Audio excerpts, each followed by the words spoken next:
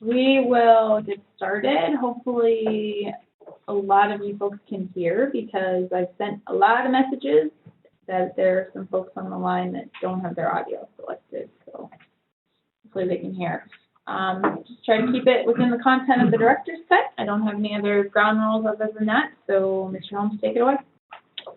Thanks, Allie. Thanks, everyone, for coming to our September oil and gas update. We're dealing with July numbers, as everybody knows, so there's always a lag in accumulating the numbers and then reporting them.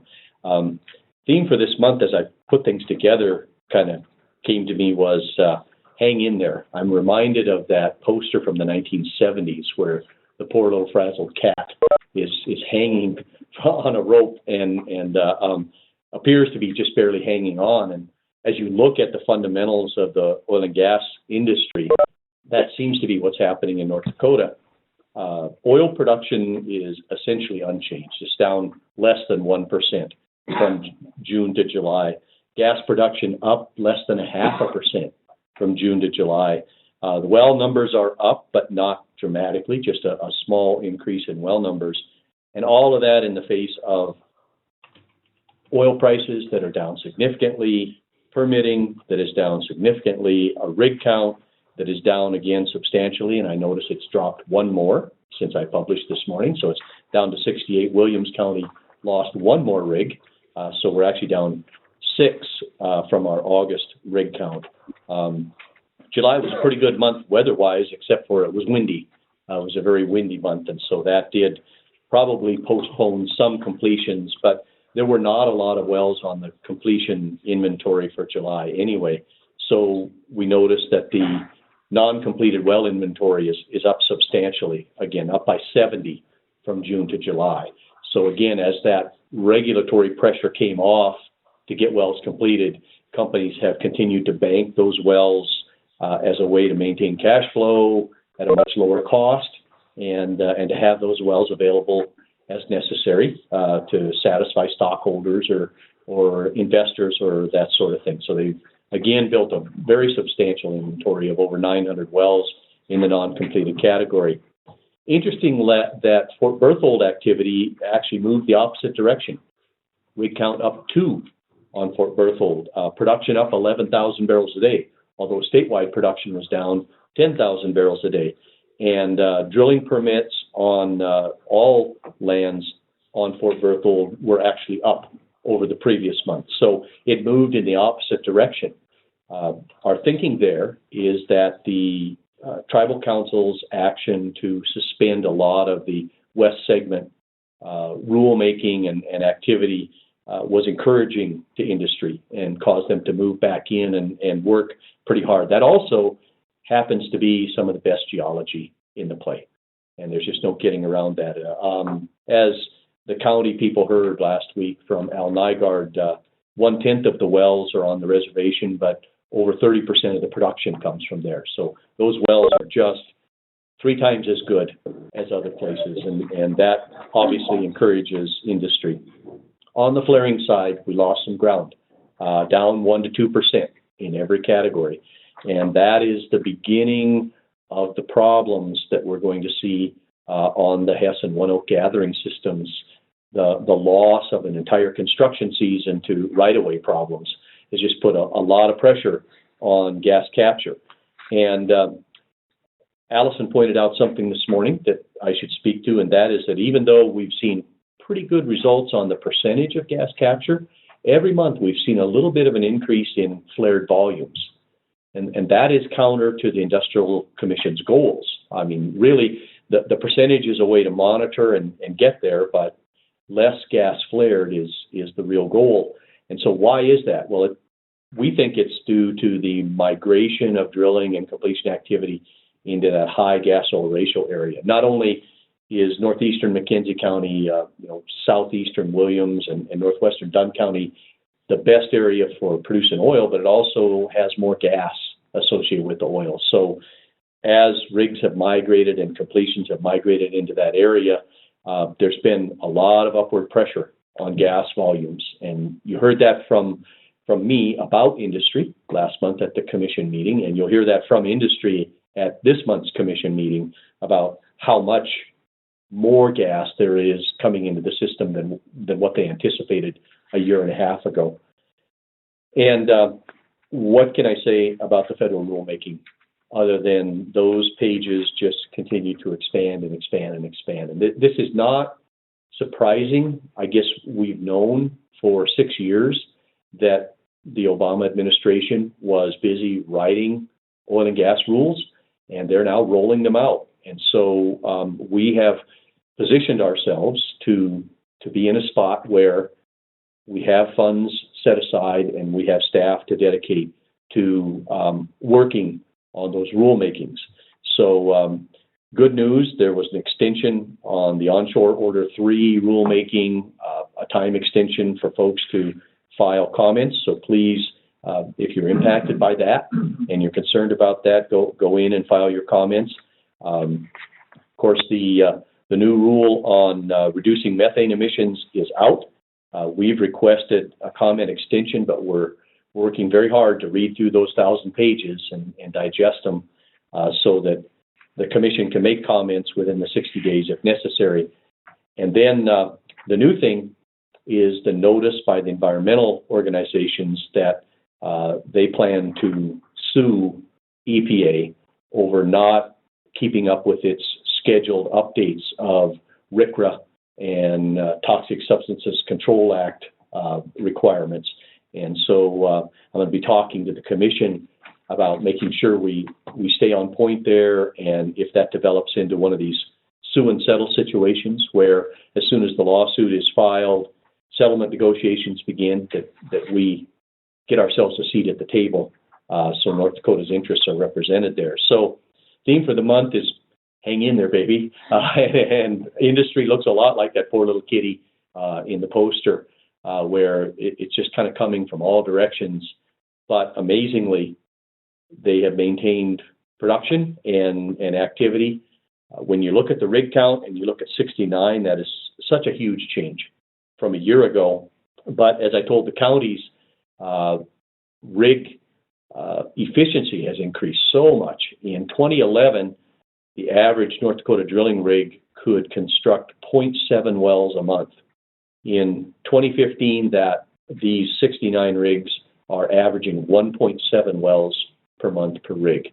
It is just really almost amazing. And so you know that some of those rigs are substantially beating that and are actually, in that range where industry wanted to be of building 2 wells a month. We're starting to see some difficulties in drilling and casing and cementing operations as a result of that speed.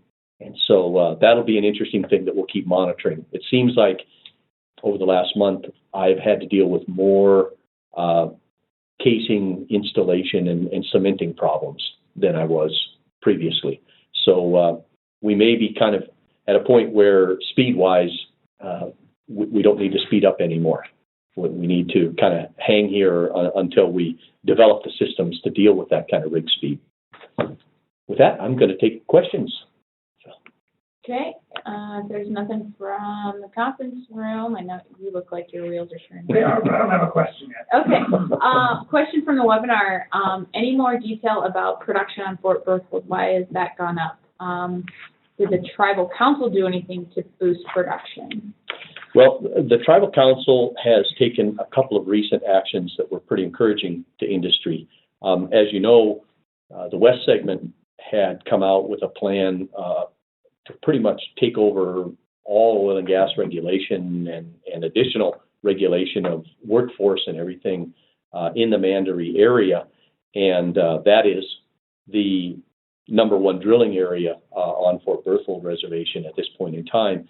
The tribal council passed a decision suspending those West segment rules and putting a hold on those for the time being until some more coordination can be worked out. The second thing that has happened is, tribal council has looked at various oil price, oil taxation scenarios, and for the time being has decided to stick with, the state agreement. And so I guess both of those decisions major encouragements to industry.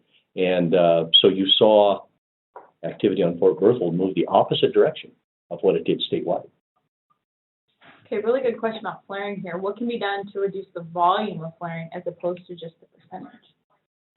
Well, the key to reducing volume is building infrastructure in this core area. The one thing that really happened to us as rigs concentrated into that most high productive area was a couple of infrastructure projects got delayed for a year because of federal right-of-way problems. And so really the key to getting those flare volumes down is going to be the Lonesome Creek plant coming on the first quarter of next year, and Bear Creek plant coming on the third quarter of next year, as well as the river crossing at Charleston getting built so that gas from Hawkeye and Antelope can move up to Tioga. There are three absolutely critical pieces of infrastructure, and if we get a good El Nino winter with warm, dry weather, those things will come in on time, maybe even a little bit ahead of schedule. We get a terrible North Dakota winter, it'll get worse. I'm going to stick along these lines. Any other factors pushing up the amount of flared gas, or have you touched them all? I think I've touched them all. Perhaps one of the big disappointments has been that the well site level flaring technologies are still experiencing significant downtime and problems in terms of being able to process the volumes of gas and the kind of gas that they're getting from the producing wells. So as we go into winter, there's a lot of concern. Last winter, those well site NGL stripping units only operated at like 30 to 50% runtime. Over the summer, they've managed to push that up to 75 or 80%. And everyone has their fingers crossed, hoping that we can go into winter with those kind of runtimes. If we go back to 30 to 50% runtimes on those well site units, again, it will get worse. But that is a significant factor, is the runtime of the well site gas processing units has been a disappointment. Okay, I've got another flaring. Is yours flaring? No. Okay, another capture flaring question, so we'll stay on that. Why was any reasons why Hess Tioga plant down to 88% capacity? The primary thing going on there was downtime on a compressor station. I believe it is the compressor station to the west of the Tioga gas plant. I can't recall the name of it, but there's a major gathering compression station west of the Tioga plant, and there was some problems with a compressor there and some significant downtime at that compression facility. It's going to result in a force majeure for some of those producers out there. One other thing I should mention on the gas thing, we're very concerned about that 95% goal that we've set out there in 2020, 90 to 95%. At natural gas liquids prices as they are today, that construction is not economic. So those two plants that have to be built to get us to the 90 to 95% gas capture are uneconomic at today's prices. It's hard to believe that 2 years ago, propane was over $5 a gallon and you could not get it to dry grain. And today, you can haul it away from a gas plant for a nickel. So it is just an amazing turn of events, and it's changed all the economics in the midstream world. So that's going to be a challenge. Okay, they're sticking along with the flaring and gas capture, so we'll just try to stick on this topic and then we'll get to another one. But ballpark, how many well site units are there, and what kind of technologies are there on these well sites? The current number is in the mid-30s in terms of the number of deployed units, and they are processing the gas from about 350 wells. There appears to be room, I got that wrong. The current number is in the mid-50s, processing 350 wells, there appears to be room or well pads to tolerate another 30 to 35 of those units. There seems to be a business model that would make another 30 to 35 of those units economic out there. So in the mid-50s, processing roughly 350 wells, room for 50 to 60% increase in terms of that capacity. And was there a second part to that question? What type of technologies are these well sites? The dominant technology is a JT skid or a refrigeration skid, just removing propanes plus from the gas, and then flaring the methane and ethane, which results in a huge decrease in the BTU content of the flare, and maybe about a 40% decrease in the volume of the flare. There is an exciting new experiment going on in Blue Butte's field. It's from the Environmental Friendly Drilling Group, and it's a whole new technology that actually uses the flared gas to generate heat, and then uses a Rankine cycle to generate electricity from that. So it's a brand new model for burning flared gas and using the waste heat and then generating electricity from that heat process as well. So we may even host some tours of that facility. There's a group that wants to come here from Iraq, and that may be one of the sites that we take them to. So we'll try to make sure that the press is aware of that. That would be an interesting tour to see, and it's a brand new technology installation. So. MC?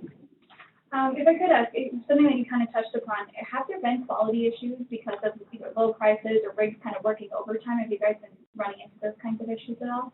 Yeah, the question was, have we seen some quality problems because of the press for efficiency? And I would have to answer yes.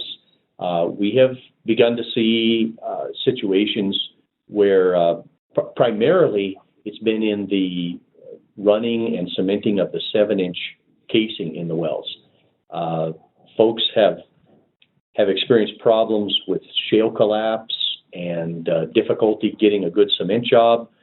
We've got very strict rules in place about how those wells are supposed to be cemented. So just in the last 2 weeks, I've seen 3 wells that stuck and lost the bottom of the 7-inch in the wellbore and had to be sidetracked.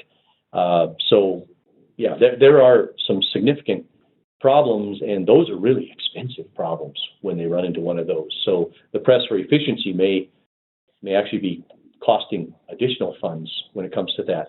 Also in the hydraulic fracturing area, we've seen, it seems like, an uptick in the number of what are called frac hits, where an offset well would experience a pressure spike due to hydraulic fracturing in a neighboring well, and have some well problems. And that may be because we're seeing a continued migration to the high volume frac treatments, the hybrid treatments that use much larger liquid volumes and much higher sand loadings. So in both cases, yeah, we're seeing some quality issues start to develop at this pace and at this rig count. That's a good question, because there's actually a bunch of questions on the cementing and casing. So if you have a follow-up, go ahead. Yeah, I guess just really quick, when you were saying a site, is that we're talking like a multi-well pad where it's like you're going at one and this one's having an issue right next to it, or when you were describing some possible like frac hits, was that kind of what you were Sure. The question was about the frac hits, and is it wells on a pad, or is it a well on an adjacent pad? And I'd say it's been about half of each. So there isn't really a majority one way or the other. The way they're drilling and completing these wells is sort of like in alleys in a bowling alley, lanes in a bowling alley. And so we're seeing a mixture, about 50-50, of actually wells on an adjacent pad, seeing the frac hits about at the same frequency as wells on the pad itself. They may be better at frac protecting the wells on the multi-well pad because they know they're there and they know they're fracking and the wells are right next to them. So they're very aggressive about protecting those from frac hits.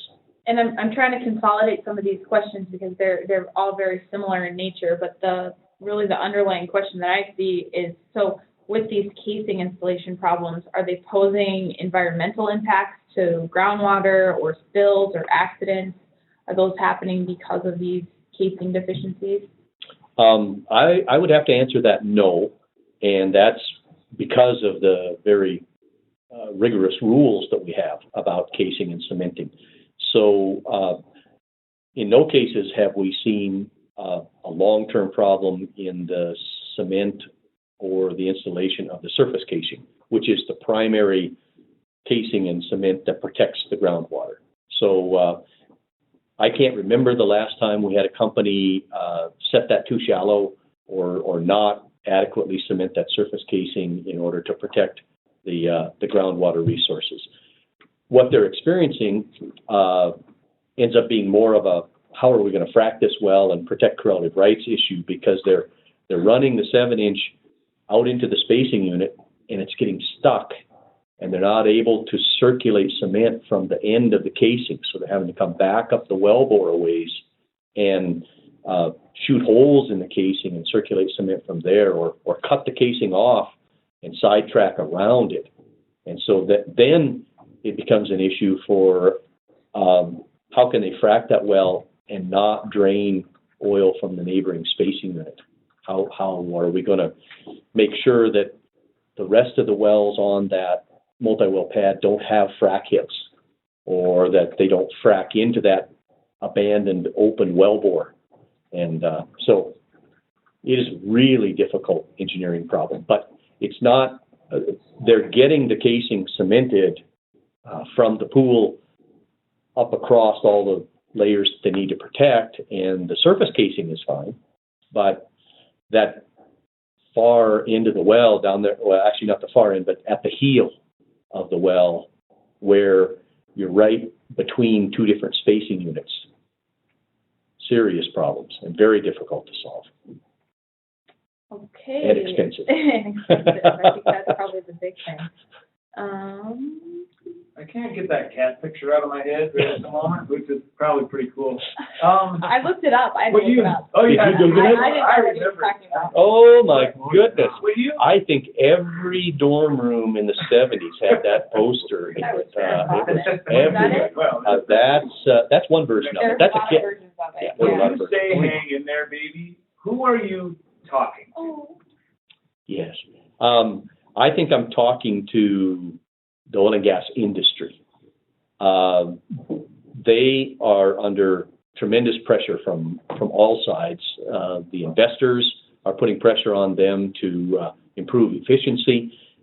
Prices are not their friend at this point in time. In fact, it's down $1 again today. And so in the face of all of those pressures, they're trying to maintain production and cash flow. And can they hang in there? Can they maintain production and cash flow and tax revenues in the face of all those pressures? So I'd say the cat in the poster is definitely the oil and gas industry. Is there anything that the state can do or that we've talked about to help them hang on? Throw them a little rope. Yeah, the question was, is there anything the state can do, kind of a life preserver, or help them tie a knot in the end of their rope and hang on? That was my grandmother's advice. She said, when you get to the end of your rope, tie a knot and hang on. Anyway, the one thing that the state is looking at probably more than anything is leaning towards allowing wells to remain in an NC status longer than the 1 year.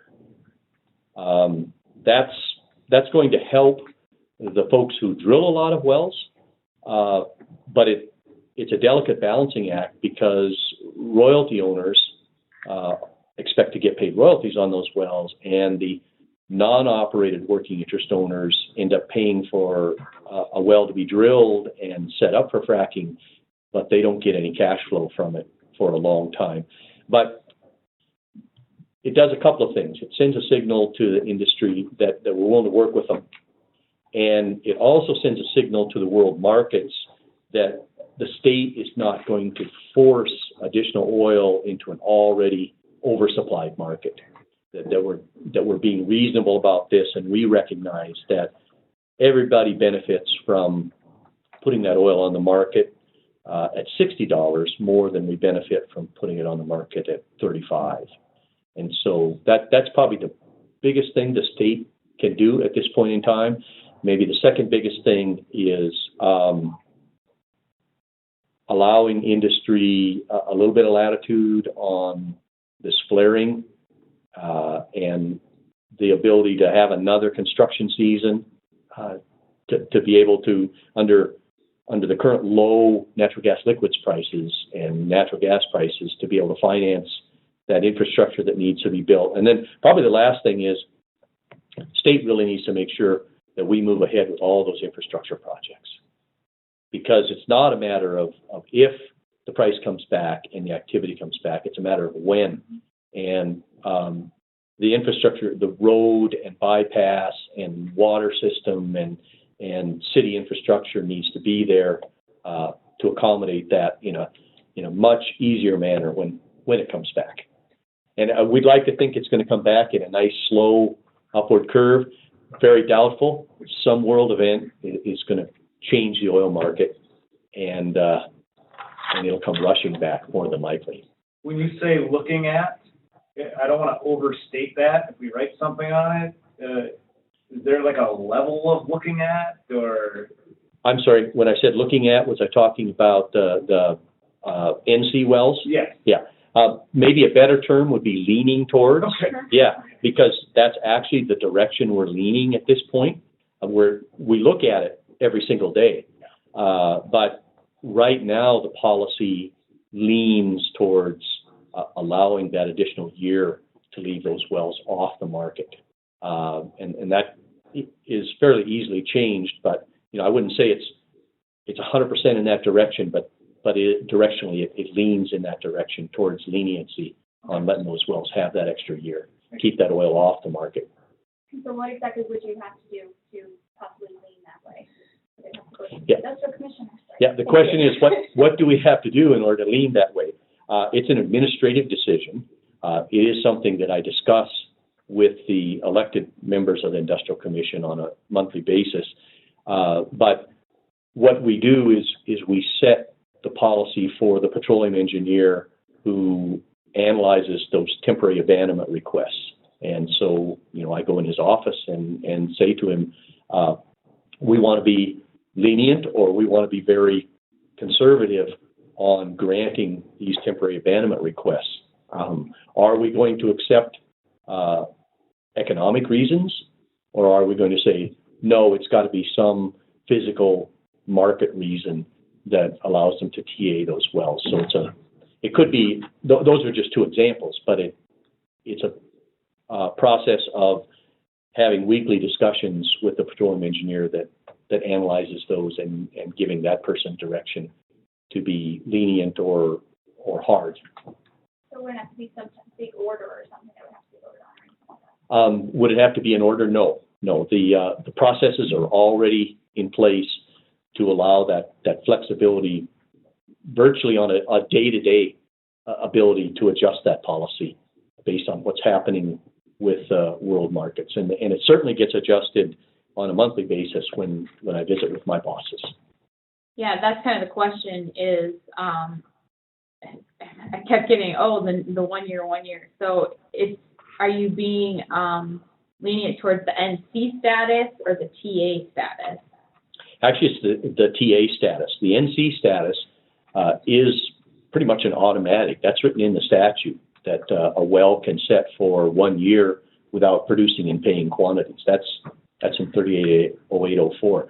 But it's the TA status, the extension of NC for an additional year by going to TA, that we're leaning towards. Okay. So it's the second year. Right. That's what people are asking. So they basically get 1 year on that NC abandoned status and then an additional year on that TA status. Correct. And if you recall, we talked about the fact that there aren't a lot of wells coming up against the end of that NC status between now and December. But then we start to see nearly 100 wells a month for several months that are coming up against that deadline to either TA or put on production. And so as we come to the end of this year and we move into the first quarter of 2016, we're going to have to make that decision a lot of times, several times a day. Okay, and TA means temporarily abandoned. There are certain procedures that they do to the well when they go on or Right. request TA status. TA status requires a regulatory approval. It costs the company probably in the neighborhood of $50,000 because there are some pressure tests that they have to run. They have to make sure that the well is not going to experience a problem from a frac hit, or that Bakken fluids can get up into the well bore and somehow find their way behind the casing or into groundwater. So there's a lot of, there's some equipment has to be installed in the well and some pressure testing that has to take place to make sure that the well mechanically can wait for a year. Okay, Can I have well, one more? you bet. Then that's So- it. Okay, so if there's a non-completed well now, and you were to say, no, you can't have that other year, you have to do it now, would it be industry's tendency to say, well, screw it then? Oh, you know, and so how invested are they in those wells? I mean, is there a chance that they would pull out? If Sure. So the question was, kind a well kind of comes to the end of its NC status, and I'm not going to use that word. Yeah. But anyway, it comes to the end of its NC status, and they get the letter saying, no, you are not going to temporarily abandon this well. You have to take care of it under the statute. They actually are given, I think it's about 3 months to make that decision about what they're going to do with the well. Almost, I guess I would have to say 90% of the wells, based on our analysis, would be economic to go ahead and complete. So the companies are going to spend the money, hang on to that asset, and complete it. There is a small number of them that are way out on the fringes that could be doubtful. So what would happen in that situation? The state would confiscate the bond and go through a hearing process to actually confiscate the well. Our tendency would be to try to find a new operator to take over the well and complete it. But in a worst case scenario, we'd use the bond money and money from the abandoned well fund to plug the well and get rid of it. But that's a small slice of that pie. The big piece of that pie is we would just rather produce that oil at $60 than $35. And the well is economic. It's just going to be a whole lot better for everybody if we store the oil in the formation instead of in Cushing, Oklahoma. Yep. Okay, thank you. Okay, yeah, I'm probably gonna have some follow-up questions on that later Mhm. today. So, it is under statute 380804 1L, if you all want to read that on our rules and regulations page. So it's a question I get quite frequently, as you can yes. imagine. So, It is a huge deal. with that, Thank you for your time. switch it over to Justin.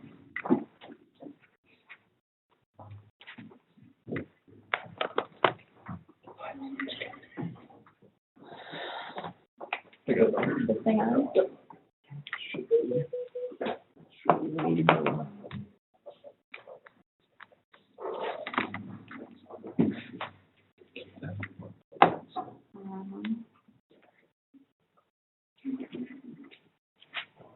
All right.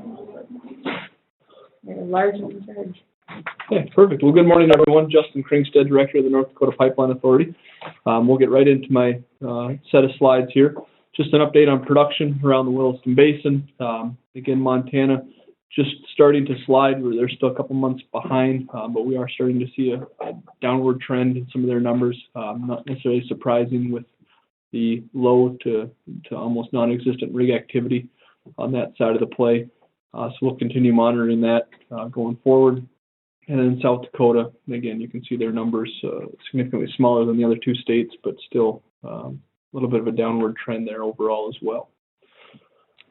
The update for July on how crude oil is being moved out of the Williston Basin, really no change percentage-wise from the previous month. The volumes have changed with the production changes that you'll see going forward, but overall, percentage-wise, no change month to month, June to July.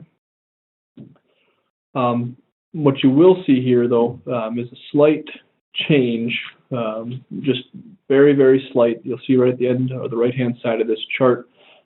With the changing Brent WTI spread, we did see a slight uptick in the volume of crude oil moving out by rail. You'll see in a moment where those barrels may be coming from. But again, not surprising that uptick, the dotted line, that Brent WTI spread, following suit then a little bit of an uptick then just slightly on the rail side. You can see here again the estimated volumes, very, very minor changes, but it is slightly noticeable on the charts and in some of the figures. Where that crude oil is heading, again, just a quick update, really no changes from last month. Still majority of the crude oil going to that PADD 1 east coast of the U.S., the remainder going primarily to the west coast and then down to the Gulf. Current pricing, or I guess this was from June, the most recent that we have of what the refineries were paying for crude oil around the U.S. So you can see again, east and west coast having the two highest price markets for crude oil, what the refineries were paying, followed up by the Gulf, and then the mid-continent prices significantly lower than those other coastal refining centers. And then as we sit here today, just over a $3 spread between Brent and WTI. So again, not a major change, so I don't expect any major fluctuations or shifts when we start to see some of the August, September numbers for pipe versus crude by rail. I mentioned a few slides ago where some of those additional barrels may be coming from. And I did notice that in July we did see an uptick in barrels coming into the U.S. from Canada. These are truck barrels coming across the border that get put into the same network as North Dakota and other U.S. Williston Basin barrels. And so those barrels coming across the border south have to get into either the pipeline or the rail network. And so that may account for some of the slight changes that we were seeing month over month in the crude by rail. On the flaring side, this is for non-confidential data. Again, no change month to month between June and July. We're still seeing majority of the natural gas being flared from wells that are connected to gas gathering systems. And then a downward movement in both the number of wells selling gas and the number of wells that we're getting connected. We'll likely continue to see these numbers trend downward as the activity in the previous months was down significantly. We'll continue to monitor that to see, again, are those wells getting connected in a quick enough time frame to make sure that that gas is getting captured, and what some of the concentrated drilling in some of the core areas of the play, what that's going to do to these figures as we go forward. So with that, I'd be glad to answer any questions that there might be. Any major pipeline projects coming on in the upcoming few months that are particularly going to help out that region that everyone seems to kind of have collapsed into in terms of drilling? The question was specifically the core area. Are there any major pipeline projects? At this time, not necessarily. I mean, that we're continuing to see, that intra-state, some of that localized gathering continue to get built out. So they're going to continue to work on that. But from a overall, moving crude oil out of the Williston Basin, we're not going to see any new pipeline projects now until at least late 2016, 2017. I think this question might be a little backwards, but I'm trying to walk and chew gum at the same time. So what are some of the reasons for the uptick in truck imports of oil from Canada? Yeah, so slide 9. So the question about, what is the reason behind that? That I haven't gotten to. These numbers are fresh, so I haven't had a lot of time to do any research and figure out, is this going to be a continued trend? Was there an issue on the Canadian side? Typically, in the past, when we've seen high influxes of crude oil coming south of the border, there may have been issues, temporarily with either a Canadian pipeline system or a Canadian rail facility that those barrels had to find a different outlet. But again, just having received these numbers, I haven't had a chance to do any research into it. Once Energy Transfer gets its terminals and pipelines built, will it have a major impact on rail exports out of state? Yep, so the question, I guess, long-term, what does the outlook look like? There will definitely be an impact, but those systems, whether it's Dakota Access Pipeline, Sandpiper, those are all pipelines that have barrels committed to them, so there's going to be a shift with more barrels on those pipeline networks. To try and put a hard number on it, that's something I haven't done, and I don't know that anyone can do that with any high level of accuracy at this point. Everybody's hungry. Okay. All right. If there are no more questions. Okay. Well, thank you very much. Thanks.